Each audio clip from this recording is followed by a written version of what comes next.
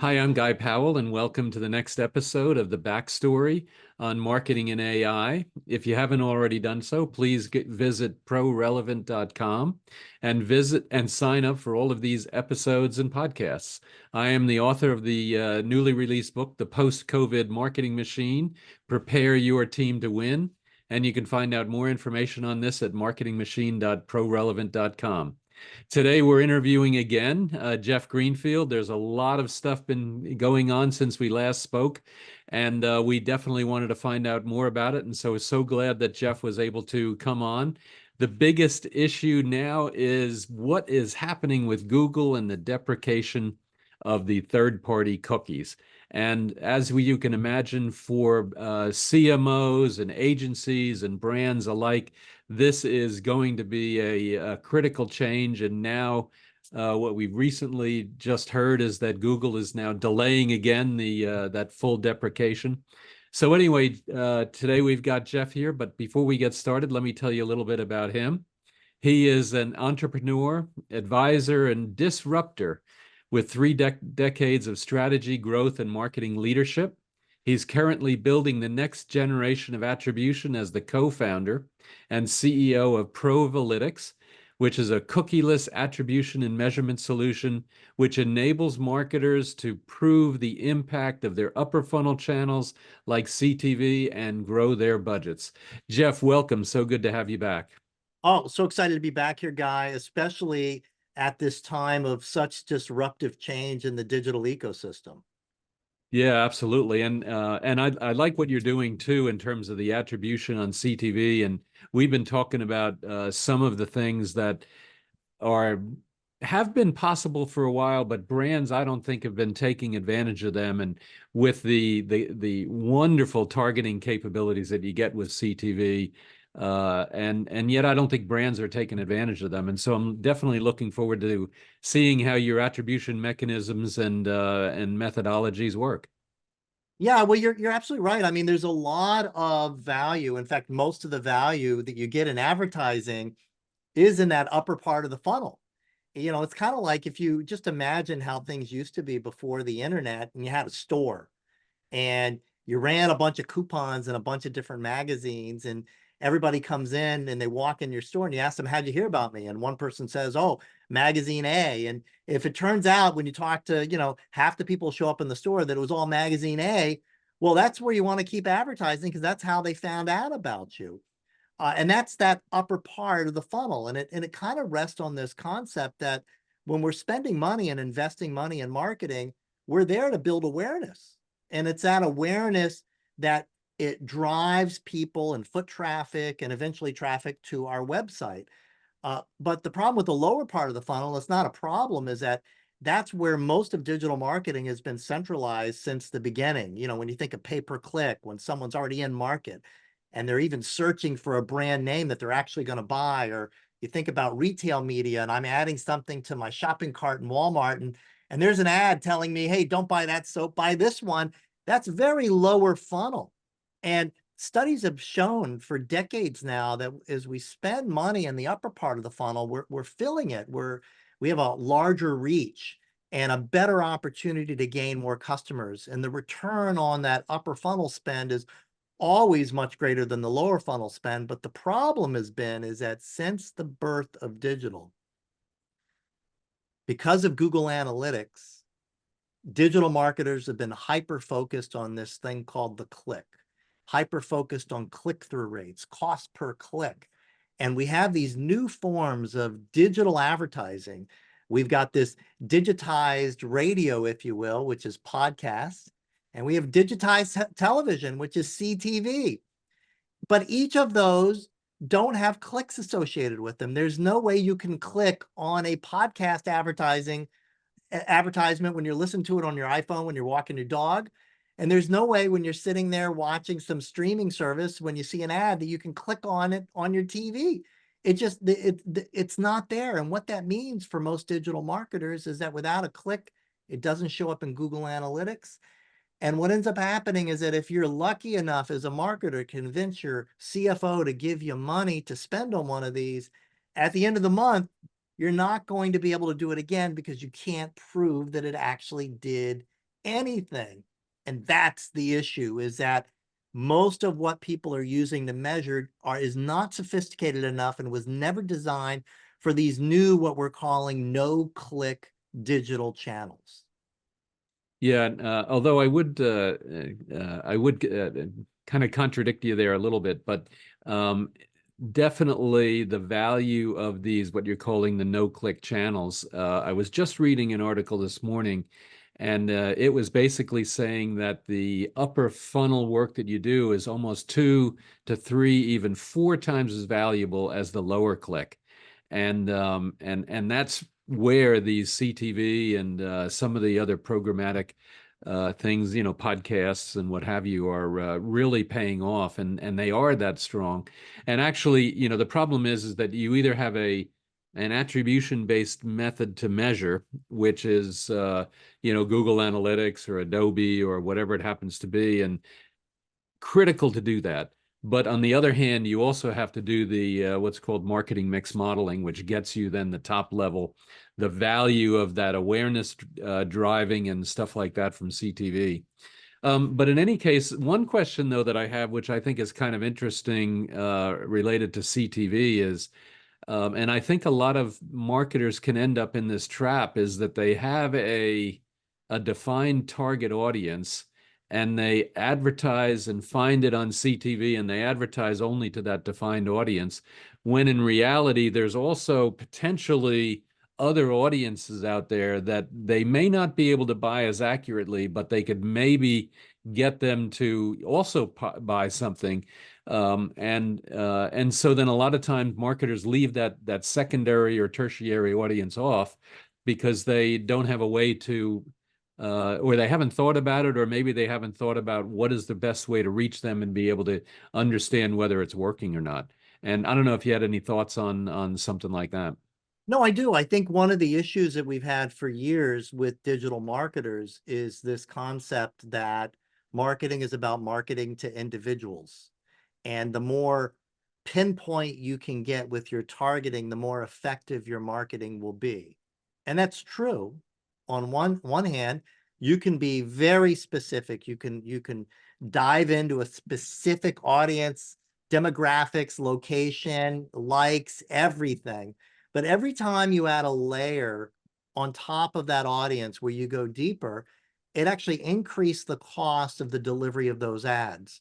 And so, yes, they will deliver a result. I remember a client a number of years ago in the diet industry, and they were able, through a deal with MasterCard, they were able, because they knew that they could sell against one brand but not another. And so in MasterCard made available for them a segment of people who had tried this one competitor and was using it on a regular basis and had not re-upped again for 3 months, because we know that in the dieting world, there's a lot of ups and downs. People will stop and they're about ready to start again.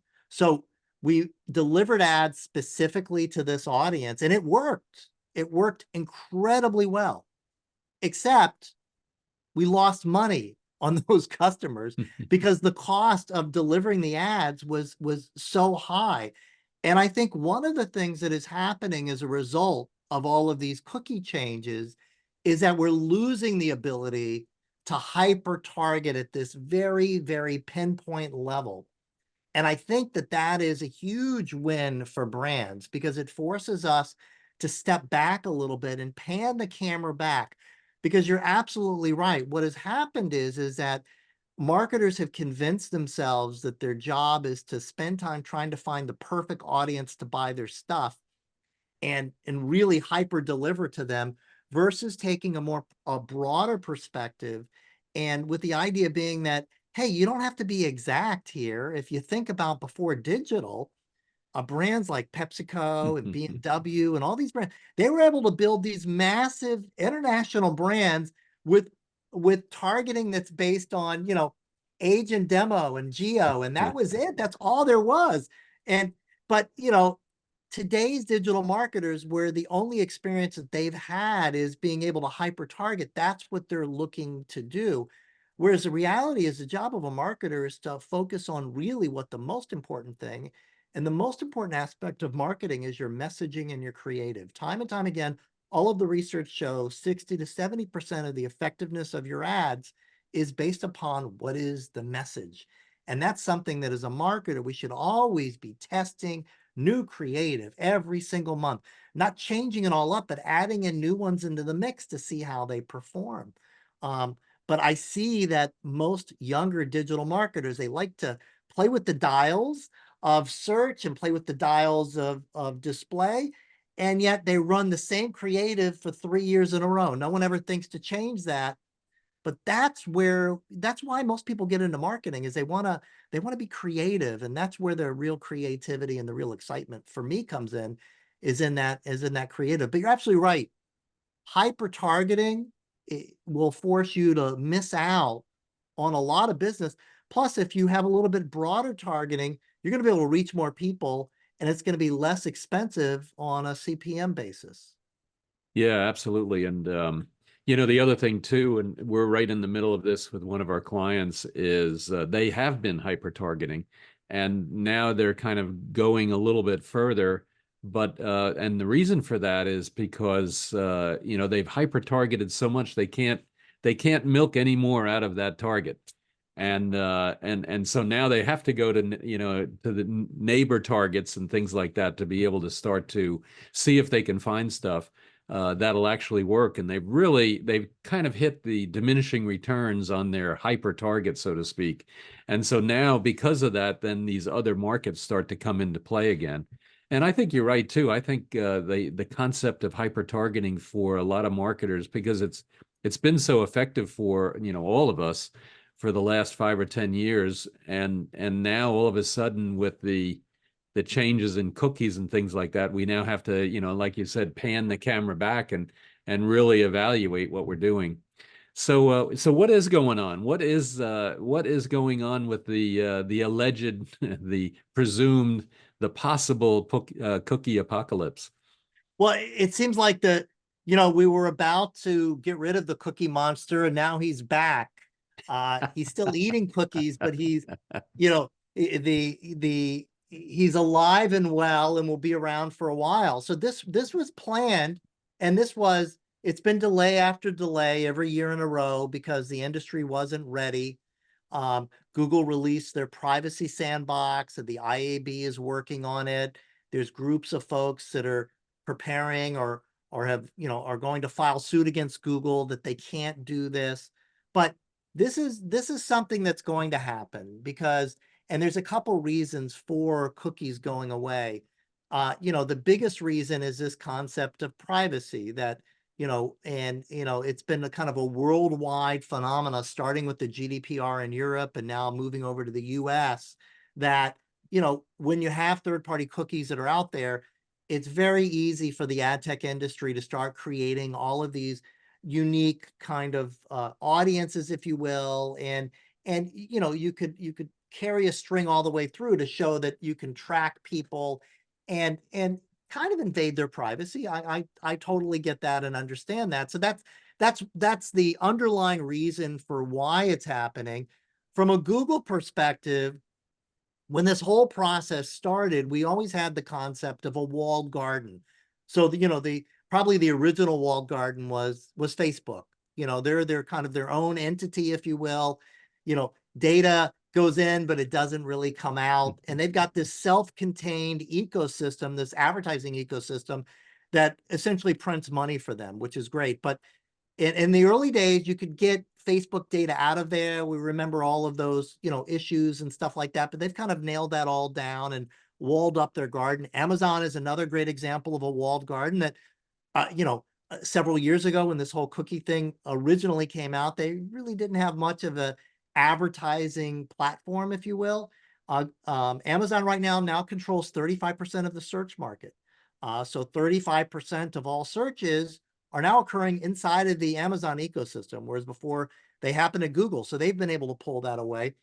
And as a result of that, you've now got Walmart, which has created their own walled garden as well, too.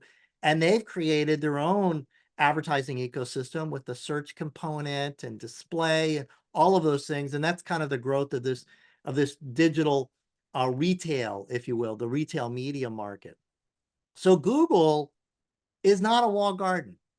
Google is wide open, and we have companies that for years have been leveraging this third-party cookie information, which is coming through Chrome and coming across all the publishers, and have built businesses, if you will, that serve the advertising ecosystem.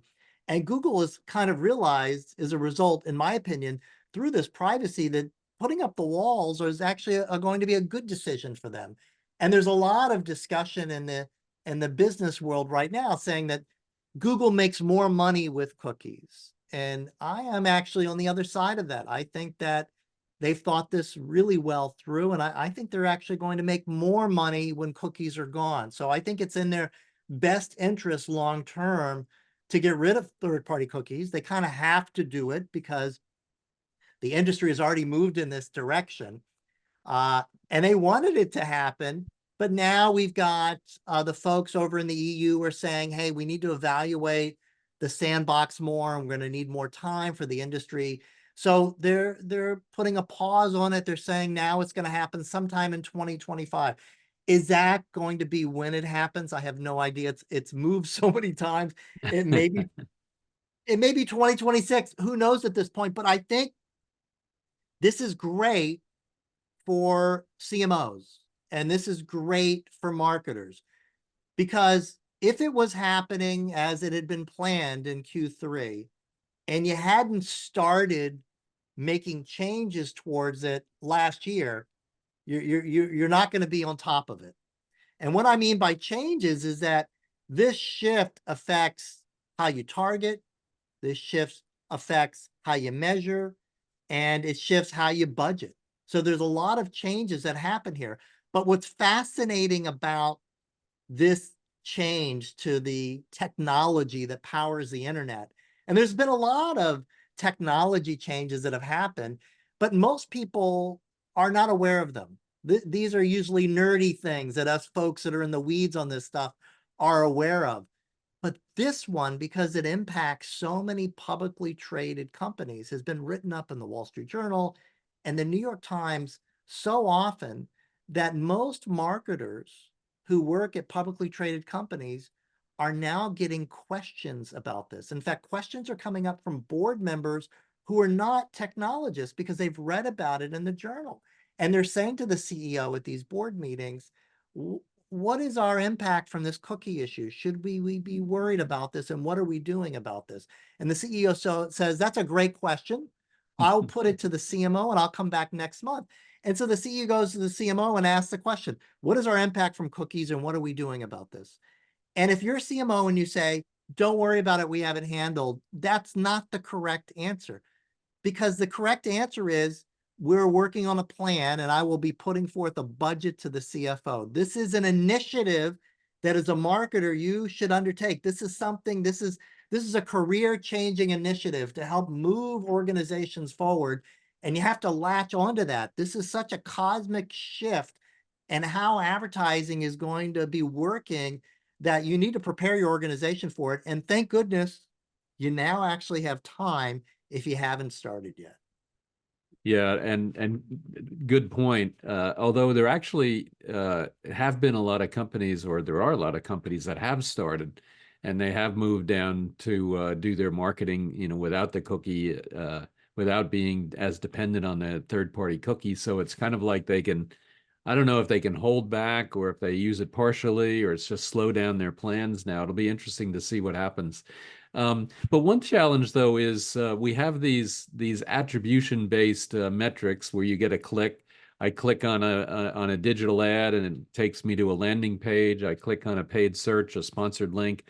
On Google, it takes me to a landing page. I click on, all these things, and I'm taken to a specific landing page with a very specific and tailored message. But there's all of these channels, CTV and one of them, connected TV, that are, so to speak, non-click channels. So tell us about that, and what are marketers going to have to do about that? Yeah, that's the big problem, because when you're using click-based analytics like GA4 or Adobe or anything else, at the end of the month, when you look at your report of how people got to your website and what drove your sales, there's two buckets. There's one bucket that has a list of sources, things that you bought, like Google Ads, pay-per-click, maybe some Facebook, and that comprises about 20 to 30% of your sales. And then there's this other bucket that's 70 to 80% that's made up of organic, meaning they just showed up, and brand search. So what ends up occurring is that you're stuck making decisions with 20 to 30% of your information, which is all lower funnel. And that becomes this cycle of where you're spending dollars and you're never actually growing the business. And so that's where this kind of cosmic or this paradigm shift has to happen. Most younger digital marketers who have never had experience outside of digital marketing, the way they operate and their belief set is you invest money in digital or invest money in marketing to drive clicks, and those clicks lead to sales or whatever your conversions are. Whereas the reality is the way that marketing functions is you invest dollars to buy impressions. Those impressions lead to awareness. Awareness leads to clicks or people coming into your store, which then leads to sales and conversions. So this is kind of the first paradigm shift that marketers have to realize, is that you're actually buying impressions. You're not buying clicks. The clicks are the result of the impressions. So what I always tell people is that every client out there, I don't care how sophisticated they are, there's some Google sheet that the VP of marketing or CMO has. And it's usually like for the last 3 years, it's a daily sheet that shows every single platform, how much they spent, how many clicks they got, how many sales they got, and their blended cost for the day and the cost per click. And what I tell folks to do is that if they're listening right now, go to that sheet and add a new column and call it impressions, and go back at least for the last year, maybe further, and add in the total impression count for every day, because you should not be looking at clicks. You should be looking at impressions. Because the reality is that if you go out and buy and do a CTV buy for like a week, what's going to happen is your clicks to your website are going to increase if that message resonated and if it worked. But they're going to come into that big bucket of 70 to 80%. You're not going to know where they came from. And unless you're tracking impressions, you're not going to know how it happened. And so this is the first kind of methodology shift that marketers need to get through. And this goes along with some of the changes that we're seeing, because back in the earlier days of multi-touch attribution, when third-party cookies were around and they were even available on in the whole Safari ecosystem, and you could track everything, that was the first age of big data, where we would collect every single impression, every single click, and we could then go and see 3 or 4 years back how somebody circumvented the web to figure out what was going on. And that was the birth of attribution. And the end result for that was, for marketers, was to be able to optimize at a level where they're used to turning the dial. So not at a channel level, but at a campaign and an ad set and an ad group level. And that shifted brands. They would still use marketing mix modeling to make decisions on where to shift budgets on a channel basis, but marketers would use multi-touch attribution in order to optimize. With third-party cookies going away, and with cookies being gone from Safari for a long time, multi-touch attribution it's not relevant anymore. It doesn't function that way. And so these marketers who are used to optimizing are kind of stuck between, well, it's not there anymore. Do I go back to clicks? And what's happened now is that we have a rebirth of marketing mix modeling. So companies like ours are using marketing mix modeling as a methodology base to provide marketers this very granular level in order to optimize, because marketing mix modeling doesn't use any PII data at all. It's at a higher level. It's the equivalency of panning the camera back. Now, traditional marketing mix gathers 3 years worth of weekly data. Multi-touch attribution was user level, but it would aggregate up to daily level for optimizing. At ProRelevant, we take in daily non-PII data. So we take in data at the same level where MTA would aggregate up to. And it's from that daily non-PII data that we're able to not only provide really fantastic forecasting in terms of planning that you would get out of an MMM, but not just at a channel level, but at a very granular level, and then also provide the same type of historical reporting that you need in your job in order to report on what happened and stuff like that. So it's a really great time. Now, we tried to do stuff like this 10 years ago, but the problem is that in order to do a study, let's say on a couple months worth of data, to get to be that granular, it would take 8 or 9 months of the computers going. So by the time we got the data to go, it was already too late. Someone was on to a new decision. But with the advent of AI and the cycles and the speed of these computers, it's unbelievable how much we can get done and how fast it's happening. But what's really interesting is that the basis of what we do is formulas that have been around for years. One is Bayesian, which has been around since the 1700s. And we use another technique in math that's been around since the late 60s. So what's fascinating is that marketing is moving back to the future, if you will, back to a time where how we were before digital in terms of being able to target. And we're going back to the future as well with old style mathematics, but we're refreshing them with AI and machine learning to get to that level of granularity that marketers really need. Yeah, absolutely, and we've seen exactly the same thing, and the capabilities that machine learning can give you, and then like you're saying, the capabilities with the hardware really makes a big difference. So now, one of the things though that you also have to kind of take a consideration for is solving attribution with the magic pixel. So tell us what you mean by that. Well, that's kind of a step back to how things were done in the days of big data, which is that we would put a pixel on someone's website to collect all of their first party data. And then there would be a pixel in the ads. So if you were buying ads, even in the day on Facebook, there would be a pixel there. So that's how we would capture back in 2008, 2009, 2010, all of the impressions and all of the clicks in near real time. But because of all of these changes that are going on, the magic pixel doesn't work anymore. But there's still a lot of companies out there that are saying, let's put a pixel on the website, let's collect your first party data. And as a brand, you should definitely be collecting your first party data on your own from your own server logs. But when you put a pixel on your website, a JavaScript pixel, they can scrape that website for all sorts of information. And over the last couple of years, a lot of companies have gotten in a lot of trouble as a result of it. The tax companies have gotten in trouble because they had pixels on their site. We've had some healthcare companies recently that have gotten in trouble because they've had the meta pixel on their website.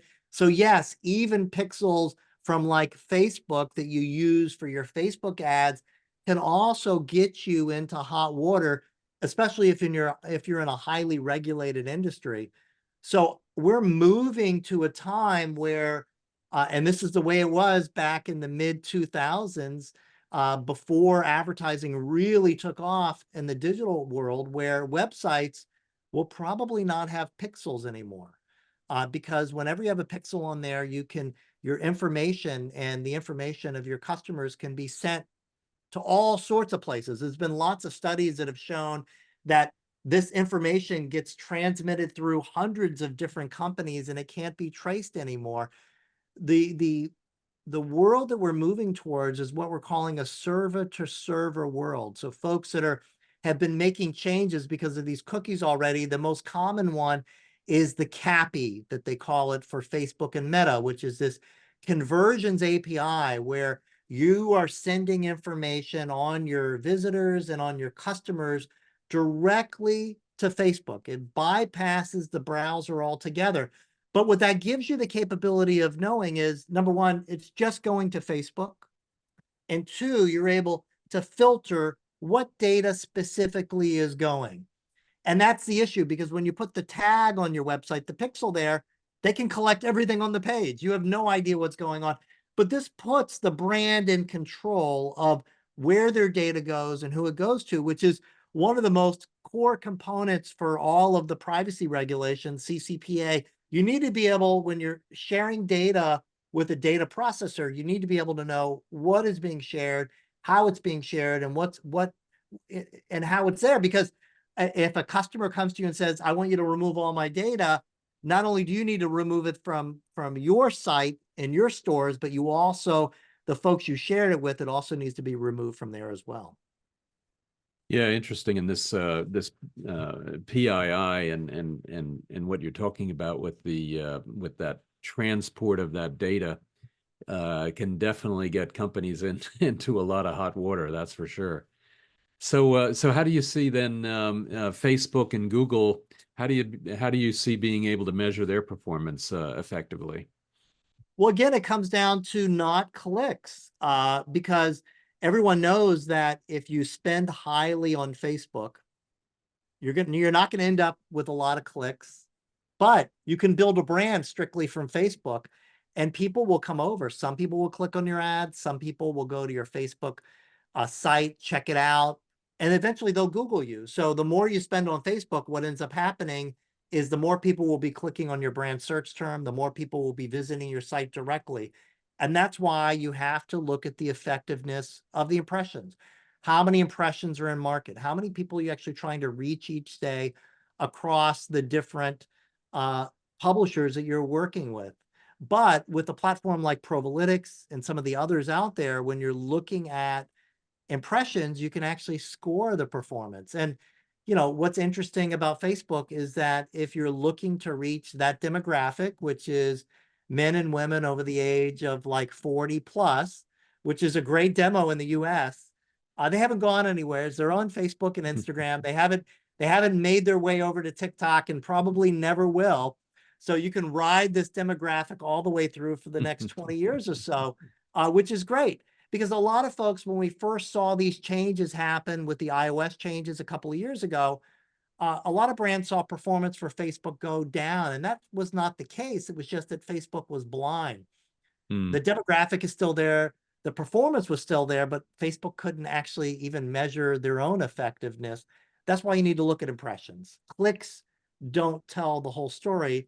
They tell the story that Google wants for you to hear, which is spend more money with us, but they don't tell the whole story at all.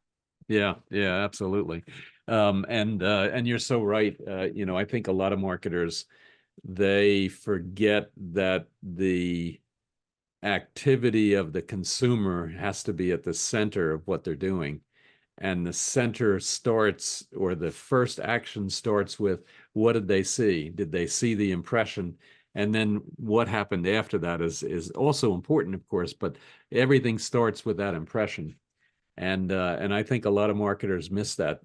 To your point, they're just looking at clicks, and I like your point as well, as of course Google gets paid on the clicks, not on the impressions. So so therefore they're going to focus and kind of talk you into the clicks as opposed to the impressions.